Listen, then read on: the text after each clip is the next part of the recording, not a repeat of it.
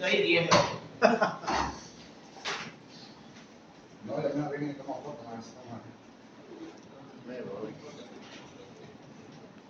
Yo te digo que de parte de peso, no. ¿Cómo dicen?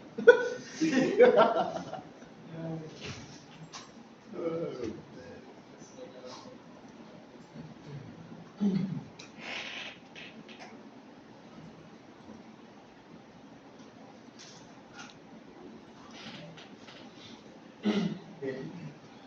Vamos a hablar acerca de la arquitectura computadora. Ya vamos toda la mañana en la parte que corresponde a fundamentos electrónicos. Vamos a ver acerca de los componentes de la computadora y vamos a ir tratando de terminar la parte que corresponde al sistema operativo. Bien.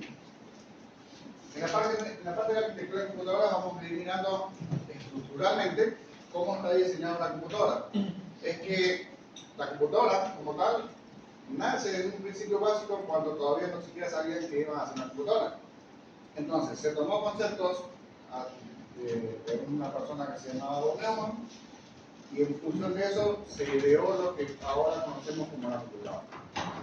Él, claro, lógicamente no lo hizo con la intención de fabricar una computadora, sino de fabricar otro tipo de máquina que servía para presentarse. Entonces, en función de eso tenemos lo siguiente. Lo que conocemos nosotros en este momento como procesador o como CPU, en la actualidad está compuesto por lo siguiente. Por registros, por una parte que significa unidad aritmética lógica, por la unidad de control, esa es la parte del procesador. Ese procesador con qué interactúa? Interactúa con periféricos de entrada y salida y también con lo que nosotros conocemos como memoria virtual, es decir, la memoria RAM. Es necesario que recordemos que cuando hablamos de memoria, nosotros vamos a hablar realmente de dispositivos de almacenamiento.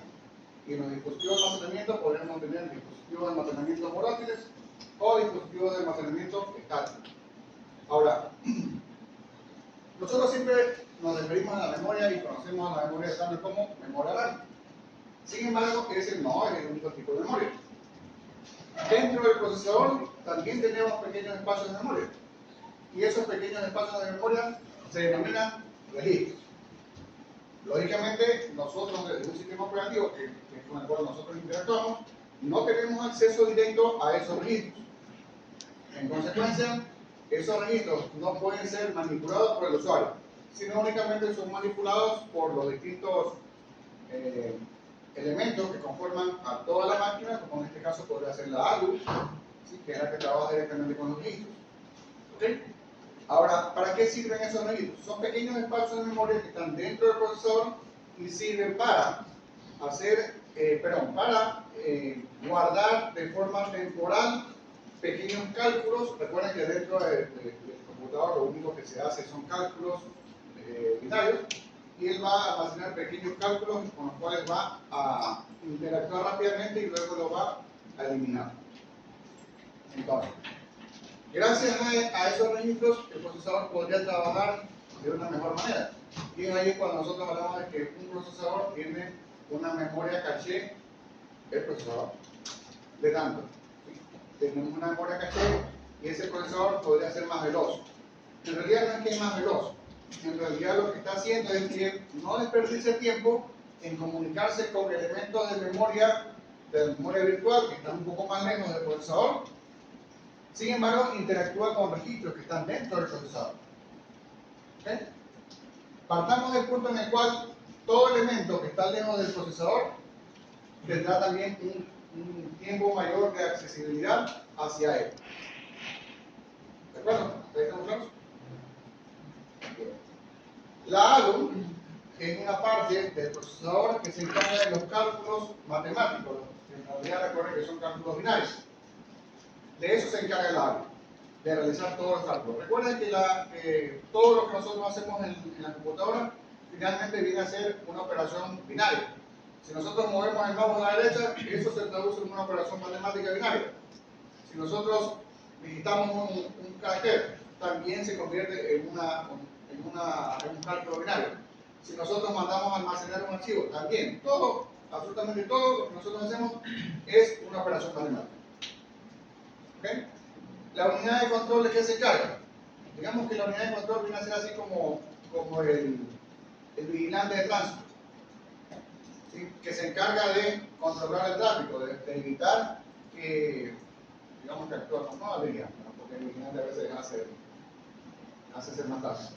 Digamos que el semáforo, ¿de qué se encarga? Se encarga de ayudar a que el tráfico no se haga un desastre. Es decir, unos pasan, otros esperan, ¿sí? En realidad acá debe hacer esa parte, ¿no? Viene un proceso, perdón, si es que ese proceso tiene establecida un orden de prioridad alto, pasa y los otros tienen que esperar. Digamos que temporizan todos los procesos que están funcionando, pero él lo hace tan rápido que para nosotros es imperceptible. ¿Ok? ¿Hasta ahí alguna duda?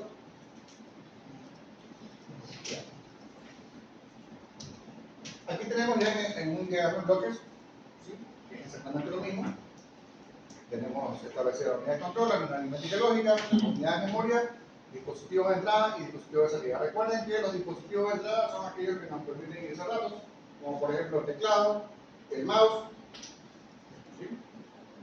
Podría ser también un escáner. Y dispositivos de salida son aquellos que nos permiten visualizar de alguna manera, por en pantalla, por una alarma audible, por una luz, algo visual, o tal vez por algún medio impreso. Esas son los dispositivos de salida.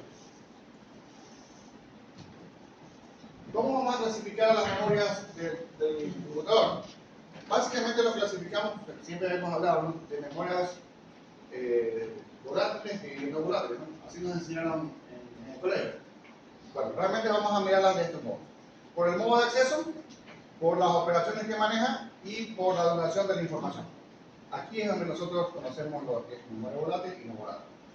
Por el modo de acceso, vamos a ver que existen memorias de acceso aleatorio, secuencial y asociativo. ¿Qué es cada una de ellas? Aleatorio es que, bueno, hay veces lo utilizaré, en ocasiones no lo utilizaré, eso es aleatorio. O hoy probablemente no lo utilice, mañana sí. Ciertos procesos lo utilizarán, otros procesos no. Secuencial quiere decir que lo hace, ¿sí?, de forma paulatina, de forma incremental, pudiese ser. Y de forma asociativa, pues bueno, asocia varios procesos. En las operaciones que maneja, los básicos, ¿no? Lectura y escritura. Modificación entra dentro del rango de escritura, ¿sí? Bueno, pues en primera instancia entraría como lectura y luego como escritura. Entonces no es que un rango aparte. Por la duración de la información, ahí sí, memorias volátiles y no volátiles. Las memorias volátiles ya sabemos, ¿no?, que son aquellas que se pierden, o que el contenido se pierde cuando hay ausencia de energía eléctrica. Es decir, se apaga el equipo, se pierde todo. Digamos como que tenemos un cálculo en la pantalla, cuando apagamos la computadora se perdió.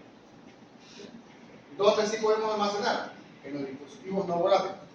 Llámense discos duros, llámense memoria de almacenamiento masivo, como por ejemplo flash memory, memoria SD y todas las que se parezcan de ahí en adelante. ¿Podemos considerar una base de datos un medio de almacenamiento no volátil? Sí, lo podríamos considerar como un dispositivo de memoria, pero de red. También es considerado dentro de las memorias. Claro, está en una generación muy distante, que en ocasiones no se lo nombra, pero sí, podríamos denominarla como una no volátil. ¿Podríamos tomar, por ejemplo, un disco duro de red como una memoria no volátil? Sí, también. Lo único que está cambiando es el modo de conexión.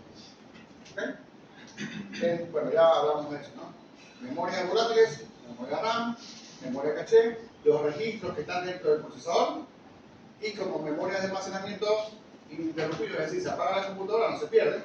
Yo un disco duro lo desconecto, lo tengo 10 años y luego lo conecto y los datos estarán ahí. ¿Por qué? Porque el modo de almacenamiento es diferente. El modo de almacenamiento probablemente sea o digital o pudiese ser de forma magnética. Entonces, la única forma de que se pierdan los datos en un disco duro mecánico, que son los electromagnéticos, sería que yo al final pase ese disco duro por imanes o lo destruya físicamente. ¿Ok? Ahora, en función de la rapidez de acceso de la memoria, desde la memoria hasta el procesador, vamos a fijarnos en esta pirámide. Y tengamos en cuenta lo siguiente. Si los registros de memoria o el tipo de memoria está más lejos del procesador, tendrá mayor capacidad de almacenamiento, pero su velocidad de acceso sería menor. En cambio, si yo tengo dispositivos de memoria o elementos de memoria muy cerca del procesador, en cambio, su capacidad en cuanto al almacenamiento será inferior, sin embargo, su velocidad de acceso sería mucho mayor. Bien. Hablando de cercanía, ¿es físicamente? No necesariamente, ¿no? Hablamos de cercanía en cuanto a, por ejemplo, si tengo una memoria RAM versus un disco duro mecánico. Los tipos de conexión son los que te darían la pauta para decir si el disco duro está lejos o está cerca. Por ejemplo, un disco duro se conecta por un puerto SATA, mientras que una memoria RAM está dentro de la circuitería, digamos, solo tengo un socket y ahí la conecto. En cambio, el registro de memoria, bueno, ahí sí podemos decir que es muy cerca del procesador, porque está de hecho dentro del procesador. Ya luego, por ejemplo, un dispositivo de almacenamiento masivo, una SD o un pendrive, eso estaría en un nivel distinto, o sea, mucho más allá que incluso un disco duro, porque estaría por un puerto USB, una salida, una entrada y salida. ¿De acuerdo? ¿Alguna pregunta más? Eso tengan en cuenta, ¿no? Mientras más cerca del procesador estés, la capacidad de almacenamiento será reducida, pero la velocidad de acceso será mucho mayor hacia el procesador. Mientras más lejos del procesador estás, tu capacidad de almacenamiento será mucho mayor, recuerden, discos duros, pero la velocidad de acceso será inferior. Entonces, si nosotros ponemos a almacenar, digamos que tuviésemos la oportunidad de mandar a almacenar y podamos medir la velocidad entre un archivo de 5K, guardarlo hacia el disco duro o guardarlo hacia la memoria RAM, lógicamente en la memoria RAM se almacenará mucho más rápido. La interacción con esos dispositivos será mucho más rápida. ¿Okay? ¿Preguntas de ahí?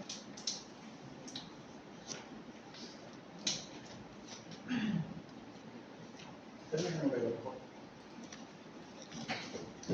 Es el tiempo que quiera.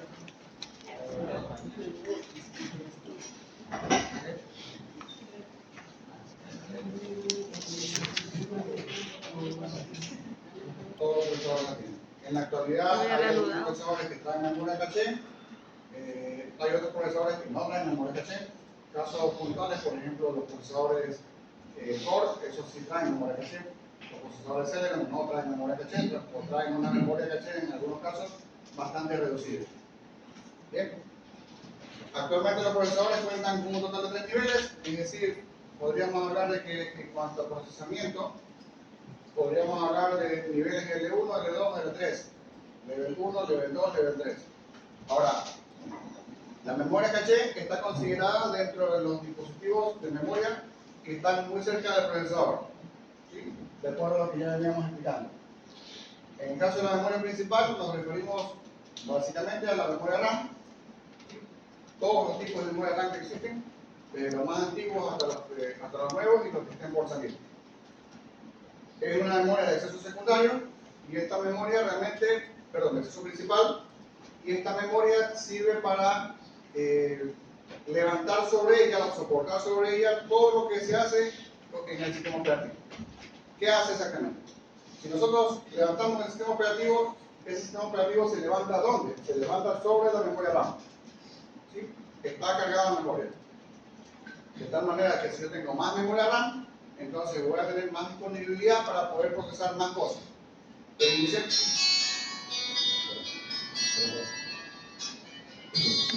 dispositivo se carga sobre la memoria RAM.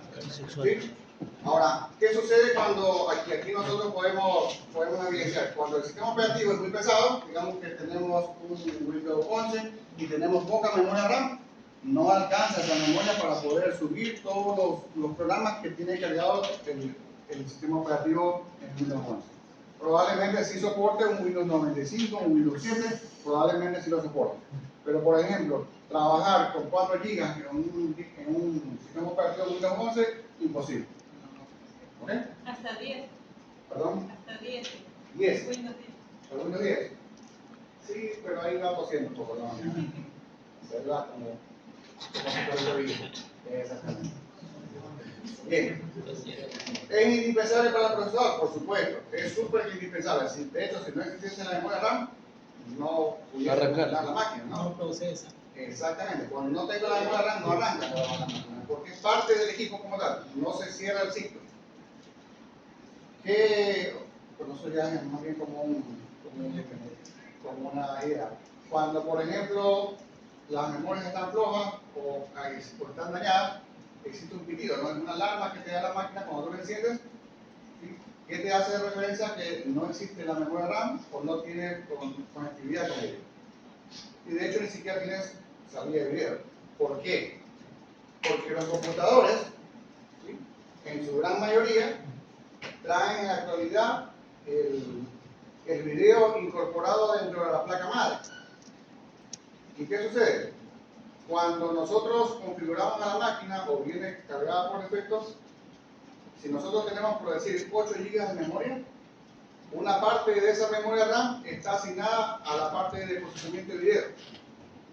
Es decir, que los 8 GB no son utilizables nunca, salvo que yo tenga una tarjeta de video adicional. Cuando yo tengo una tarjeta de video adicional, en ese momento se libera esa memoria de RAM y queda totalmente disponible para el resto de la máquina. Pero cuando yo no tengo tarjeta de video, la memoria de video se la toma, o el procesamiento de video se lo toma ¿de dónde? Desde la memoria RAM. ¿Okay? Por eso cuando ustedes van a ver cuánto tiene de memoria RAM su máquina, le dicen 8 GB físicos, por decir 6 GB utilizables. Por dar un ejemplo. ¿Ya? Entonces, por esa razón, cuando no tengo memoria, pues la máquina no anda. ¿Listo? Bien. ¿Qué pasa cuando en mi memoria RAM yo tengo una placa y tengo varios módulos de memoria funcionando? Inicialmente tenemos que saber que la memoria RAM es de un tipo y trabaja a una frecuencia determinada. Por citar un ejemplo, 1800 MHz. ¿Ya? Esa memoria, si es de 1.8 MHz, perdón, si es de 1800 MHz, necesariamente la placa tiene que soportar esa frecuencia de trabajo de la memoria. ¿Para qué es eso? Si yo tengo una placa que a la final trabaja por 1300 MHz y la memoria RAM trabaja a 1800 MHz, trabaja a velocidades distintas. ¿Sí? Es como que le quieran meter a un carro del año 70 gasolina super. ¿Sí? Por citar ahí un ejemplo cualquiera.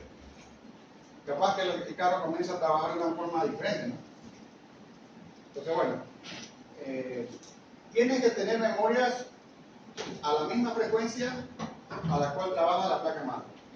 Puedo tener memorias de diferentes frecuencias, inclusive con las placas. Por ejemplo, tengo una placa madre que trabaja en 1300, tengo una memoria que trabaja en 1300 y otra memoria que trabaja en 1800. Puedo tenerlas, capaz que sí funcionan, pero el desempeño no va a ser el correcto, porque llegará el momento en el cual la memoria de 1800 force a la de 1300 a que intente trabajar a la velocidad de ella. ¿Qué es lo que va a pasar ahí?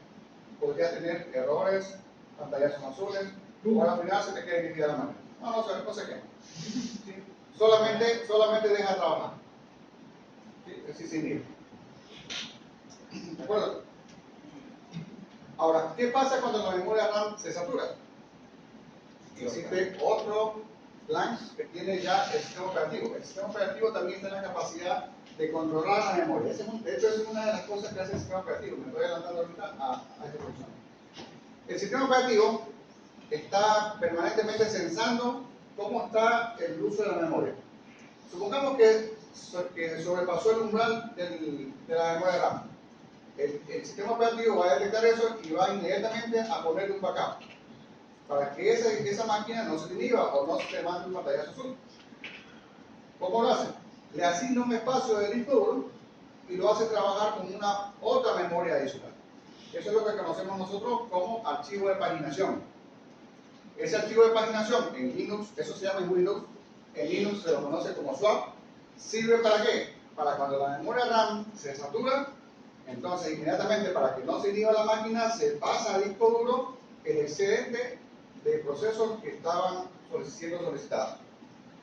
Y todo ese espacio del disco duro, claro, todos esos procesos se ejecutarán como memoria en un pequeño espacio del disco duro. ¿Podemos acceder a ese espacio del disco duro por ser memoria swap? ¿A memoria o archivo de paginación? No. Ese archivo no es accesible. No es borrable tampoco, ¿no? No lo puedes borrar, está ahí, siempre va a estar ahí, es parte del sistema. ¿Ok? ¿Preguntas hasta ahí? No. Seguimos. Aquí tenemos algunos tipos de memoria, bueno, probablemente sean antiguos. Podemos diferenciar a los tipos de memoria inicialmente por estas muescas. ¿Sí? Si se fijan, algunas están más hacia la derecha, otras más hacia la izquierda, y luego por la frecuencia de trabajo. ¿Sí? Importantísimo, importantísimo, a pesar de que sean del mismo tipo, supongamos que sean de DDR3 o de DDR4, debemos de validar de que, aparte de que físicamente entren en la ranura, tenemos que mirar que la frecuencia de trabajo sea la misma y sea la que soporte la placa. Porque yo a la final con un DDR4, el igual soporta DDR4, pero la frecuencia de trabajo no la soporta. Entonces no me va a servir. ¿De acuerdo? Aquí tenemos otra parte de los dispositivos de memoria de acceso secundario, es decir, los L2. Aquí tenemos a lo que conocemos como discos duros mecánicos. Luego tenemos a la memoria auxiliar, que ya serían en este caso los dispositivos de almacenamiento que se conectan a través de los puertos USB. O tal vez los de tipo de lectura y escritura óptica, que ya no se utilizan.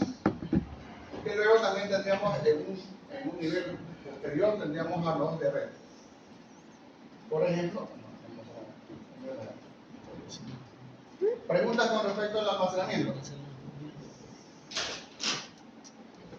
Adelantando un poquito la parte de sistemas operativos, cuando hablamos de dispositivos de almacenamiento también podríamos hablar de dos cosas. Primero podríamos hablar de las versiones que utilizan los dispositivos USB, USB 2.0, USB 3.0. ¿A qué hace referencia aquí? En primera instancia hace referencia a la velocidad de acceso que existe entre placa y dispositivo. Si yo tengo una placa que soporta dispositivos 3.0 y coloco un pendrive 2.0, no es que va a trabajar a una alta velocidad, él va a seguir trabajando a 2.0. También al revés. Bueno, de hecho en la mayoría de los casos no me reconoce. Si yo tengo un dispositivo 2.0 y mi placa es 3.0, capaz que no me lo reconoce, en algunas ocasiones. ¿Ya? En otras lo reconoce, pero trabaja. O no lo configura. ¿Okay? Ahora, ¿de qué más depende la velocidad del dispositivo? Depende del sistema de archivos en el cual fue particionado. ¿Ya? Existen algunos sistemas de archivos. Tenemos los principales dispositivos de almacenamiento que eran los más antiguos, los FAT16, FAT32, y los nuevos, no tan nuevos, ¿no? NTFS, ¿sí? Que eran los que veníamos de Windows XP, Windows 2000, hasta hace poco con Windows 7. Y seguimos trabajando con Windows 10. ¿Ya? Pero, ¿cuál es la diferencia entre los dos? Es que los dos sistemas de archivos trabajan en arquitecturas distintas. El uno trabaja de 32 bits y el otro trabaja de 64 bits. ¿Qué quiere decir? Que la de 32 bits es más lenta que la de 64 bits. Dicho de otra manera, si yo formateo un pendrive en FAT32 o FAT16, su velocidad de escritura y lectura será inferior a la del mismo pendrive formateado y particionado en NTFS. ¿Cuál es el problema? En que todos los dispositivos no reconocen NTFS. Por ejemplo, si tú grabas una canción en un pendrive y lo llevas a un vehículo que no tiene Android, por ejemplo, capaz que no le reconoce el que ha sido particionado en NTFS. Detecta el pendrive, pero no detecta el contenido, porque son sistemas de archivos distintos. No es que el pendrive no vale. ¿Sí? Lo que pasa es que capaz que ha sido promocionado en NTFS. Lo mismo puedes hacer con un teléfono. Con un teléfono, con la memoria del teléfono o con el teléfono normal. Con el teléfono, es decir, cuando lo conecta vía USB. Claro. Sí, sí, sí. Bueno, de hecho, el sistema operativo del teléfono es Linux. ¿Ya? Y bueno, dice Android, pero es una distribución de Linux. Para el sistema de archivos con el cual comparte Linux es FAT, no es NTFS. Por eso es que es más lento. Cuando tú copias de un teléfono hacia una computadora, la transferencia de archivos es muy, muy lenta. Todavía no existe la compatibilidad de Linux con NTFS para poder compartir archivos. Sí funcionan algunas cosas, pero para compartir archivos no. Entonces, por esa razón sigue siendo lento. Recuerden que Android en su interior es Linux. ¿Bien? Bien. ¿Alguna pregunta más?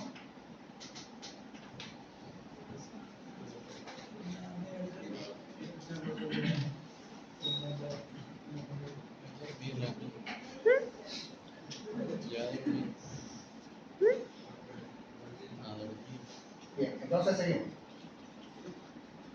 Los dispositivos de entrada y salida. Bueno, por aquí vamos a pasar rápidamente porque creo que todos conocemos el teclado. Lo único que tenemos que tener en cuenta es que existen algunos tipos de teclados. ¿Ya? No voy a hablar del teclado convencional porque ese ya todos lo conocemos. Sepamos nada más que hay teclados en inglés, teclados en español y otros videos más. Yo pensé que era mecánico. ¿Cómo reconocen un teclado inglés y un teclado español? Por la ñ. Ya pasamos. Español. ¿Ya? Hay otros tipos de teclados. ¿Sí? No lo de regla, no, eso no va a pasar. Hay otros tipos de teclados, por ejemplo, los teclados que utilizan en los terminales tontos. ¿Sí? Por ejemplo, los que utilizan en lugares como Supermax. ¿Ya? Ahí tú ves la máquina y la máquina no es un Windows, no es un Linux. ¿Sí? Que utiliza otro sistema. ¿Ya? Los teclados no son teclados convencionales, son teclados funcionales realmente. ¿Por qué funcionales? Porque tú puedes configurar una tecla para que funcione en una actividad determinada. Quiero que haga una tecla abierta acá, la configuro. Los teclados que existen en los POS, por ejemplo en la tipo terminal terrestre, ellos no necesitan un teclado de estos.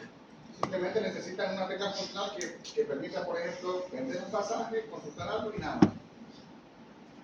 No necesitan más.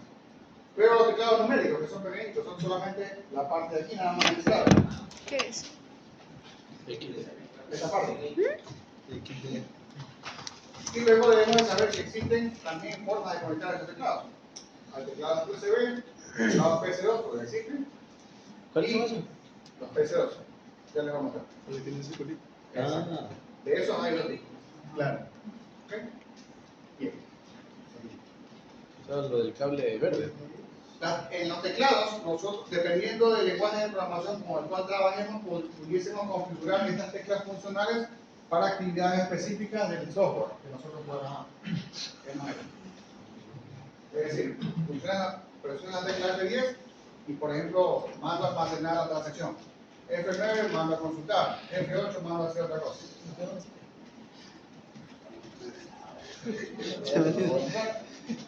Yo no trabajo con las explosiones.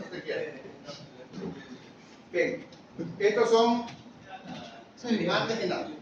Vamos a diferenciar sí, ahora entre los puertos y los conectores. ¿Ya? Estos teclados utilizan puertos de conexión. ¿Ya? Y lo otro que nosotros vamos a mirar son los conectores. Los conectores van a estar del lado de dónde? Del lado del periférico, y los puertos son los cuales que van a estar del lado de la placa. Digamos que la board, todos los puertos, lo que nosotros conocemos como puertos, ¿sí?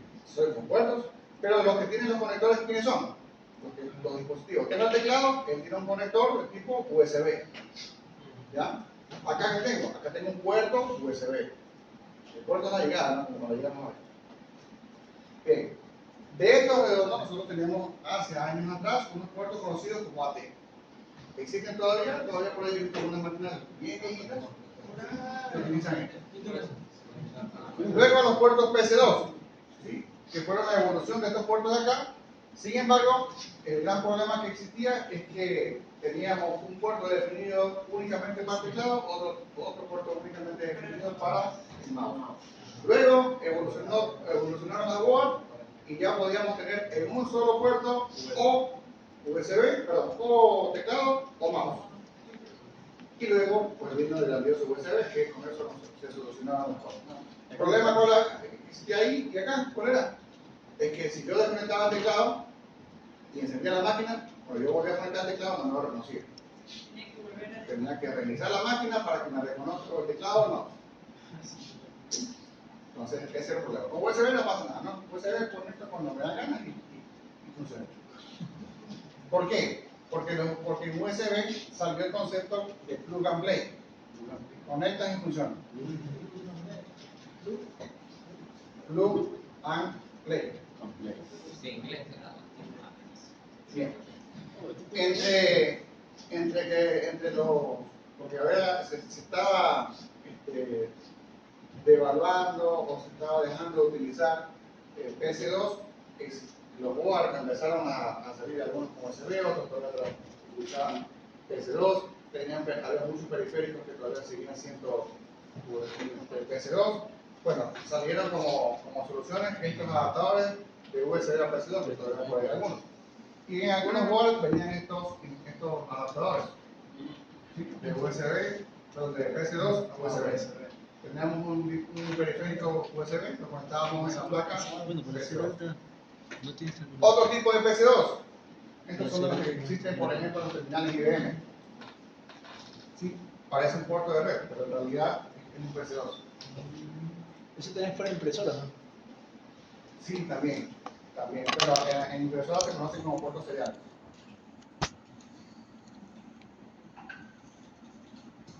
Entonces, bueno, aquí vamos a avanzar con estos puertos. Esto ya lo vimos hace un rato. Todos los que están dentro de la placa son puertos, ¿no? ¿Qué tipo de puertos tenemos? Que ya antiguos, tenemos que nombrarlos porque todavía en algunos lugares todavía existen. El puerto paralelo que nosotros conocemos también se denomina puerto DB25. ¿Sí? 25 pines. ¿Qué se utilizaban? Por lo general las impresoras matriciales, las primeras generaciones de impresoras de dirección a tinta, ¿sí? Algunos escáneres, algunos plotters, siguen trabajando con este tipo de puertos. Servía para conectar este tipo de impresión por lo general. ¿Sí? Era un puerto que permitía en primera instancia, antes de que existan los puertos paralelos, la forma de imprimir era a través de los puertos seriales, los puertos de 9 pines. ¿Ya? La velocidad era muy baja y no existía la interacción entre el dispositivo periférico con la computadora. ¿Qué es lo que se ganó cuando se empezó a trabajar a full con estos puertos? En que, por ejemplo, ya se estableció la compatibilidad bidireccional. ¿De qué se trata eso? De que, por ejemplo, cuando tú por ejemplo, abres la tapa de la computadora, en el sistema operativo te salta una ventana que te dice que la tapa de la impresora está abierta. ¿Eso a causa de qué es? Eso es a causa de que existió en su momento, bueno, o a partir de este puerto,